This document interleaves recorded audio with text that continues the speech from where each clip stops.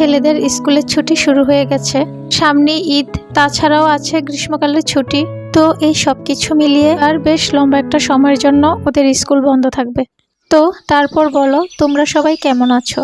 চলছে বছরের মধুমাস জ্যৈষ্ঠ মাস। এই গ্রীষ্মকালটা যদিও গরম একটু বেশি পড়ে, তবুও আমার কাছে এই গ্রীষ্মকালটা বেশ ভালোই লাগে। কেন বলো তো?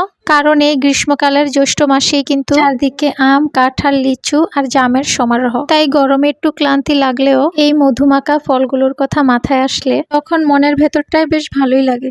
কারণ এই ফলগুলো কিন্তু এই মৌসুমটাতেই বেশি ভালো পাওয়া যায়। আজকেও অনেক রোদ আর গরম পড়ছিল। সকালের বাসি কাজগুলো শেষ করে স্নান সেরে তারপর ছাদে গিয়ে ফুল তুলে নিয়ে আসলাম। আর এই তো ফুল দিয়ে সাজিয়ে পূজাটা শেষ করে নিলাম।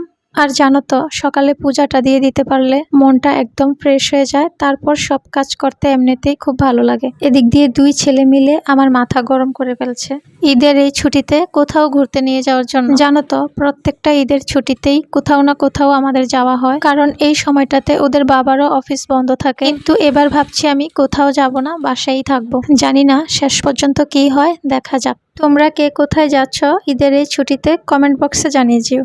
আজকের সকালের নাস্তাটা ছিল খুব সিম্পল, কিন্তু খেতে ভীষণ ভালো লাগছে। তো এই ছিল আজকে আমার ছোট্ট একটা মিনি ব্লগ। কেমন লাগছে কমেন্ট করে জানিও।